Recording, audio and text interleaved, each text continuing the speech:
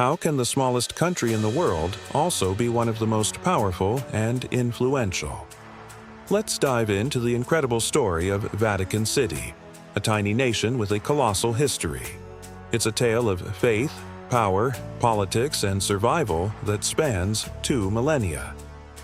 Our story begins not with grand basilicas, but on a marshy, undesirable piece of land across the Tiber River from ancient Rome. This was the Ager Vaticanus, or Vatican Fields. In the 1st century AD, it was infamous for 2 things: a circus built by the notorious Emperor Caligula, and as a place of execution for Christians. It was here, according to tradition, that Saint Peter, one of Jesus' apostles and the first pope, was martyred around 64 AD. He was buried in a humble grave on Vatican Hill. For the next 250 years, Christians were a persecuted minority in the Roman Empire. But their faith endured, and they secretly venerated the site of Peter's burial. A major turning point came in the 4th century with Emperor Constantine the Great. After his conversion to Christianity, he legalized the religion and sought to honor its most sacred sites.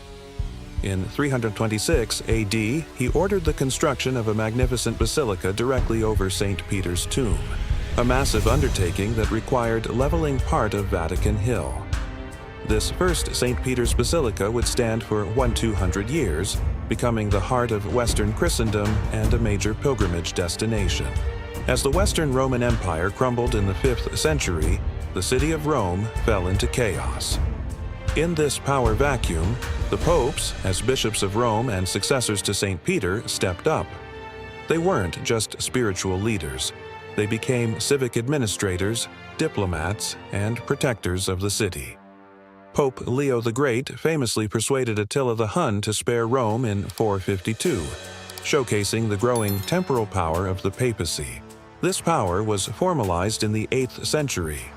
In 756, the Frankish king, Pepin the Short, defeated the Lombards who were threatening Rome. He then gifted a large swathe of central Italy to the Pope, a territory that would become known as the Papal States. For the next 1,000 years, the popes ruled as sovereign monarchs over this substantial kingdom, with Rome as their capital.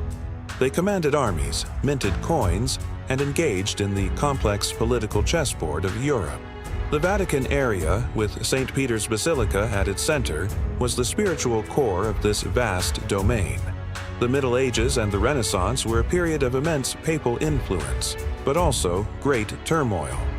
The papacy moved to Avignon, France, for nearly 70 years in the 14th century, a period known as the Avignon Papacy. This was followed by the Western Schism, where competing popes claimed legitimacy, damaging the Church's authority.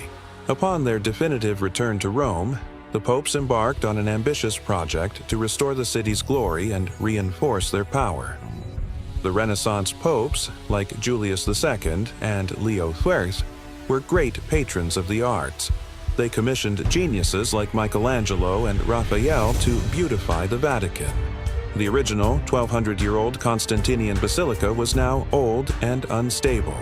So, in 1506, Pope Julius II laid the foundation stone for a new St. Peter's Basilica, the awe-inspiring masterpiece we know today. Its construction would take over 120 years and involve the greatest architects of the age, including Bramante, Raphael, and finally Michelangelo, who designed its magnificent dome. During this same period, the Sistine Chapel, originally built in the 1470s, was transformed. Pope Julius II famously compelled a reluctant Michelangelo to paint its ceiling, a monumental task that resulted in one of the greatest artistic achievements in human history. Later, he was called back to paint the Last Judgment on the altar wall. The Vatican was becoming a treasure trove of art and architecture, a physical manifestation of the Church's power and glory. But this power was being challenged. The Protestant Reformation, sparked by Martin Luther in 1517, fractured the unity of Western Christianity. In 1527, a catastrophic event known as the Sack of Rome saw mutinous imperial troops rampage through the city, even desecrating St. Peter's. It was a brutal reminder of the papacy's vulnerability. In response, the Vatican's defenses were strengthened, and the iconic Swiss Guard, who had valiantly defended the Pope during the sack, solidified their role as the permanent protectors of the pontiff. The Papal States continued to exist for several more centuries, but the tide of history was turning against them. The 19th century brought the rise of nationalism. In Italy, the movement for unification, the Risorgimento, saw the Papal States as the final obstacle to a united country. One by one, its territories were absorbed into the new Kingdom of Italy. In 1870, Italian troops entered Rome, and the city was declared the capital of Italy. Pope Pius IX, refusing to accept this loss of temporal power, declared himself a prisoner in the Vatican. He and his successors retreated behind the Vatican walls, refusing to recognize the Italian state. This tense standoff, known as the Roman Question, lasted for nearly 60 years. The popes governed the Church from their self-imposed confinement, but had no sovereign territory. The Vatican existed in a strange legal limbo.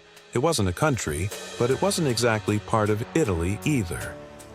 The resolution finally came in 1929 with the signing of the Lateran Treaty. This historic agreement was negotiated between the Holy See, represented by Cardinal Pietro Gasparri, and the Italian government, led by Benito Mussolini. The treaty had 3 parts, but the most crucial one established the State of Vatican City as an independent, sovereign nation. The Holy See recognized the Kingdom of Italy with Rome as its capital, and in return, Italy recognized papal sovereignty over this new microstate.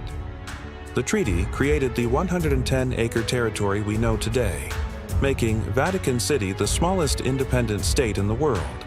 It was given its own post office, radio station, mint, and a railway station. The Pope was once again a temporal sovereign, albeit over a tiny territory. This independence was crucial, ensuring the Pope could lead the global Catholic Church without being a subject of any other political power. During World War II, Vatican City, under Pope Pius X, maintained a delicate neutrality. It was a tiny island of peace within Axis-controlled Rome. The Vatican's walls provided sanctuary for thousands of refugees, including many Jews, though the Pope's public stance during the war remains a subject of intense historical debate.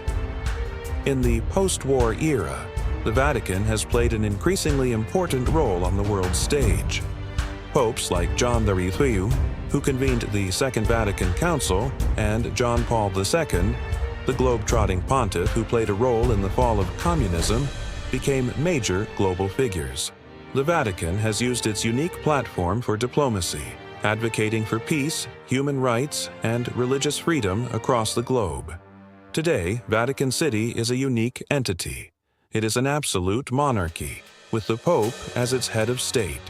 It joins the spiritual headquarters for over 1 billion Catholics and an administrative hub that governs a global institution. Its citizens are mostly clergy and the Swiss Guards. It is a UNESCO World Heritage Site in its entirety, drawing millions of pilgrims and tourists each year who come to marvel at St. Peter's Basilica, the Vatican museums, and the Sistine Chapel.